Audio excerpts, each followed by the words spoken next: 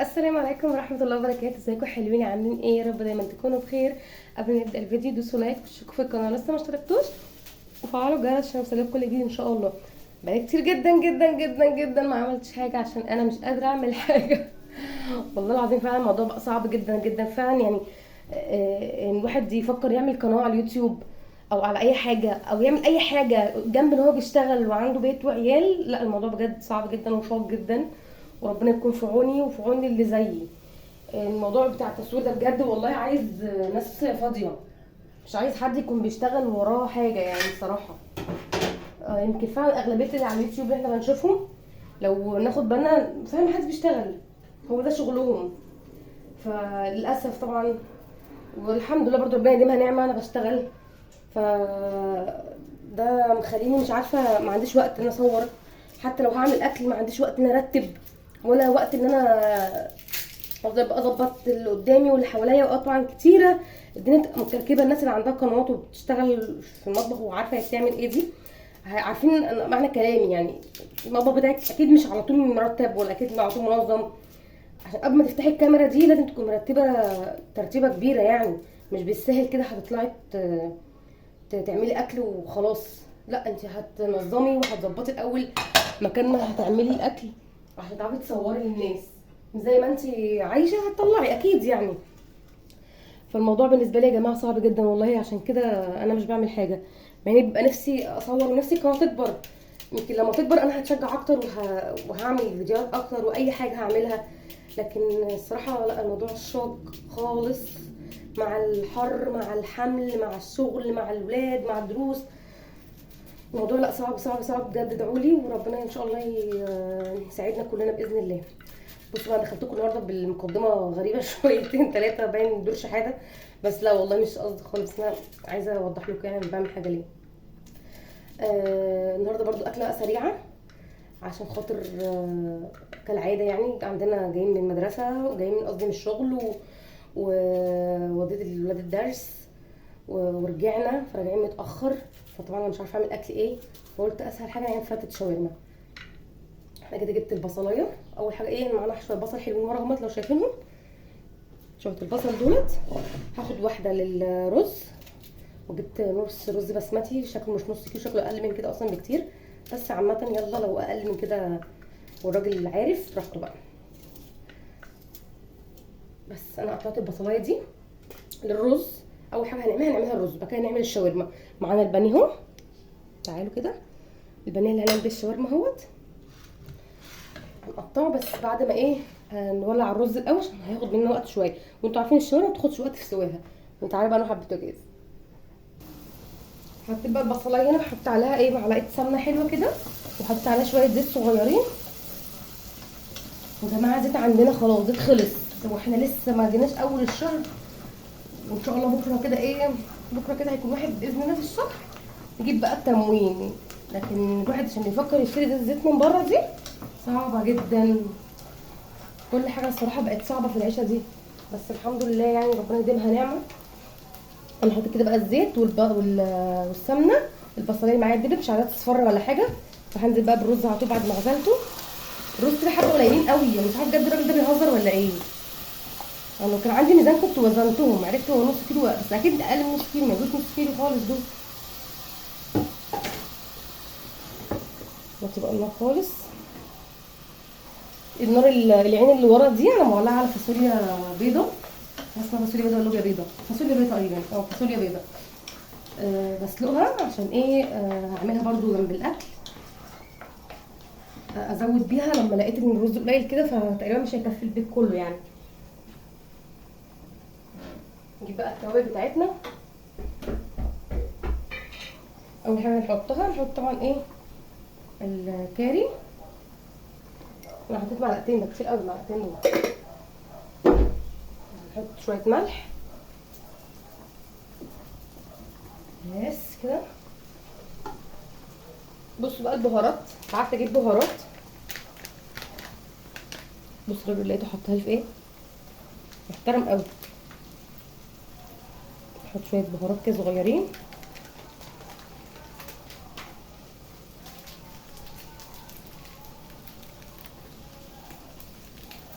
نحط كده الماجي بس بقى، مش هحط حاجه تاني. هشوحه كده.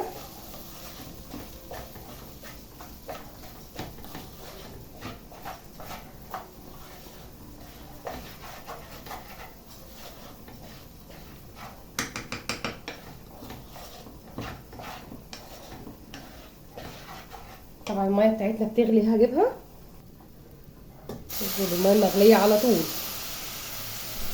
الرز البسمتي بتحب الميه زياده شويه، مش زي الرز العادي. انت الرز العادي بيغطي وشك كده وبتقفلي وبتستكفي بالميه. نحط حبه كمان عشان بيحب الميه الكتير. بس كده وكده الرز جاهز معانا. طعمه كمان حلو.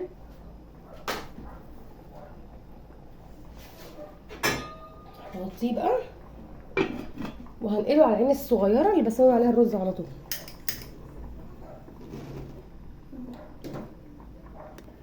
نقلت كده العين الصغيره وعديت عليه، اول ما هيغلي ومغطيه عليه على طول. هنبدا بقى نحضر للشاورما بتاعتنا. عشان اقطع البصل مش اقطعه يعني مش هخرطه، اقطعه زي الحلقان كده اهو. سامعين الكرتون؟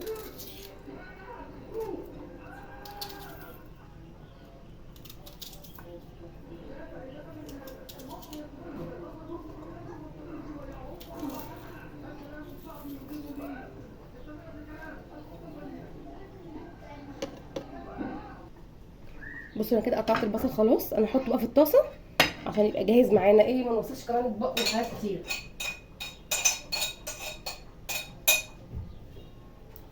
بقى البانيه بتاعنا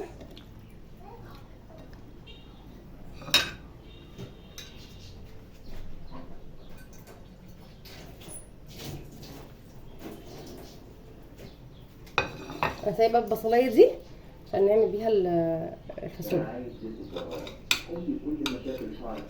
نقطع بقى مكعبات صغنطوطه كده.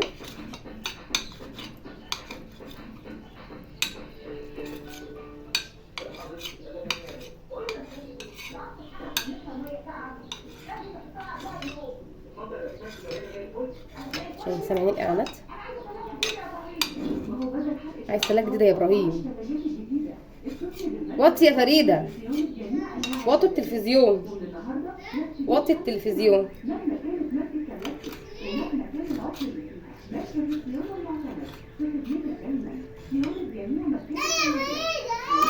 الخناقه هتبدا، انا هضطر اقفل. بصوا كده انا كنت قطعت خلاص البانيه وقطعت الفلفل. يلا بقى بينا نحضر الشاورما. انا بقى كده حطيت الزيت وحطيت عليه البصل، ندبل بس البصلايه شويه، بعد كده ننزل بالشاورما بتاعتنا. انا عايزه احط عليها معلقه سمنه.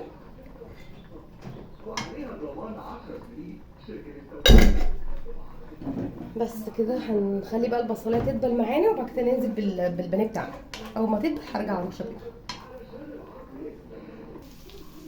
بصوا بقى كده البصلايه دبلت اهي. انا كنت كمان قفلت على الفاصوليا. في بصلايه بقى هنا كبيره، حته كده ما كانتش متقطعه يعني. هننزل بقى بالبانيه بتاعنا او الشاورما اللي احنا قطعناها. نجيب بس الزيت كده على جنب الناحيه دي.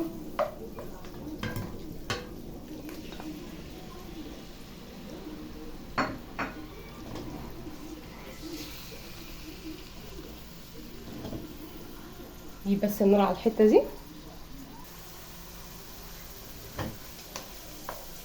هجيبها بقى كده بقى.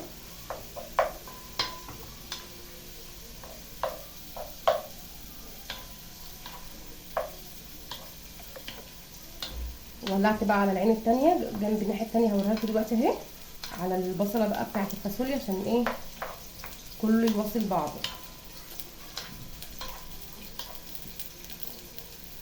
لما البانيه كده كله تلاقيه خلاص خد اللون الواحد، ندمجهم كلهم مع بعض.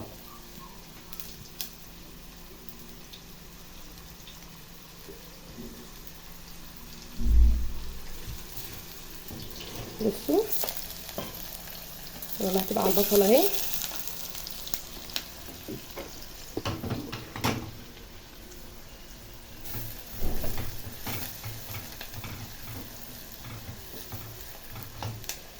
ننزل بقى عليها بالقوطه اللي احنا ضربناها في الخلاط.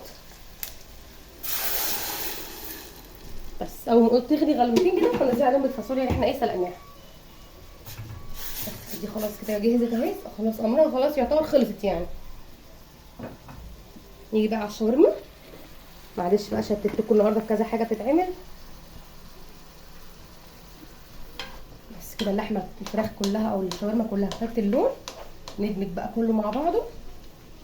ننزل بالفلفل،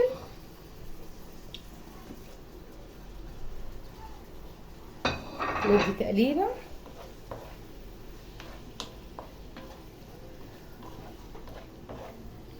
نجيب بقى التوابل بتاعتنا. عندنا شويه فلفل اسود، وعندنا شويه ملح، وطبعا مادام فراخ او بانيه او اي حاجه من مشتقات الدجاج هنحط لها زعتر. اهم حاجه الزعتر، بيديها طعم وريحه في حته تانيه، بينقلها يعني في معلقه تانيه دي. ونحط بابريكا عشان تديها لون احمر كده شويه، طبعا طعم الفلفل الحلو دوت. وهنحط لها مكعب مرقه دجاج. اي بقى حاجه عايزه تحطيها تاني حطيها يعني براحتك، اللي انت عايزه تحطيه. بس احنا برضو عايزين نحس بطعم الفراخ يعني ايه، مش عايزين نكتر توابل على الفاضي. طبعا احنا عارفين ان في توابل كتير وبهارات كتير والكلام ده كله، بس احنا مش هنكتر. نحط برضو شويه بهارات اللي احنا لسه جايبينهم دولت صغننين خالص، يعني ايه ربع معلقه صغننه كده. نقلب بقى كله مع بعضه. مش هحط بقى ايه مش هحط قولوا معايا كاري ولا كركم حاجه تصفرها يعني، عشان خاطر الرز هيبقى اصفر ميبقاش الاتنين اصفر في اصفر كده. ده بس يدينا اللون الاحمر كده اهو. وبرده هنحط لها دلوقتي معلقه معجون طماطم وشقشاق ميه صغير خالص عشان ايه نتاكد ان الفراخ بتاعتنا استوت معانا كويس. طبعا انتوا شايفين ميه البصل اللي بتنزل اهي. نحط لها بقى ايه، طبعا جايبين كيس صلصه، احنا بقى في حاله تقشف خلاص، احنا اخر الشهر زي ما قلت لكم ولسه جبنا تموين ولا عملنا حاجه. فحطيت ايه معلقه صلصه اهو، معلقه معجون طماطم. نديهم تقليبه كده في النص. نجيب الميه بتاعتنا المغليه، ناخد منهم شويه صغيره خالص بس كده. ريحتها والله ما اقولكوش رهيبه. بس نسيبها بقى ايه تستوي. وطبعا الفلفل اللي احنا حاطينه الاخضر ده بيدي طبعا ريحه جباره، طبعا غير الطعم. مش هنتكلم على الطعم عشان الطعم اكيد احنا عارفينه يعني، لكن الريحه يعني جميله جميله جدا. بس كده الشوربه معانا جاهزه، نسيبها ايه تستوي. شوف بقى ايه الفاصوليا بتاعتنا. بصوا بقى هنا كده بعد ما الطماطم غليت حطيت الفاصوليا اهو. ودي بقى طبعا بتحتاج سوا شويه، يعني انا سلقاها كنت نقعاها، بتاخد برده وقت في سواها. فانا اول برده ما هتغلي كده غلوتين تاني هوطي بقى عليها واغطيها واسيبها تستوي براحتها. واروح اشحن التليفون عشان التليفون هيفصل شحن كالعاده يعني قبل ما يفصل وانا بتكلم معاكم اهو. نسيبها بقى تستوي واول ما تغلي هوطي عليها. تمام. وهنا الشاورما بتاعتنا بتغلي اهي، برضو هتستوي وارجع لكم بقى. وكده نكون خلصنا الاكل. زي ما انتم شايفين الرز مستوي ومفلفل وجميل جدا جدا جدا ومظبوط خالص. والشاورما بتاعتنا برضو استوت وشكلها حلو وطعمها حلو والحمد لله كله حلو. ورب تكون بس حاجه سهله كده وتعجبكم في الحر ده. برضو الجو حر، انا واقفه والله العظيم انا مش عايزه نفسي اكل، مش عايزه اكل من كتر حر. بصوا بقى انا بحط دوت مايونيز، بعشق عليها المايونيز والكاتشب. يعني لما كنا بنشتريها من بره ونجيب بقى طبق الشاورما كده ب20 جنيه، كان بيحط لنا بقى عليها كاتشب ومايونيز. كان في محل كده كان واحد بيجيبني عنده الله يمسيه بالخير، قفل خلاص ومشي والله. فاكر كان اسمه ايه يعني، كان عندنا كان بيغرقها لك بقى كاتشب ومايونيز كده. احلى طبق فتة شاورما تاكليه من عنده بالطريقه دي. طبعا ممكن بقى تحط لها عيش ناشف وكده، بس انا ما بحبش العيش، ما بحبش الحاجه الناشفه ولا الحاجه الطريه، يعني يا ناشف يا طري. زي ما انتم شايفين بقى شكلها، بصوا عامل ازاي. هندوقها بقى دلوقتي مع بعض.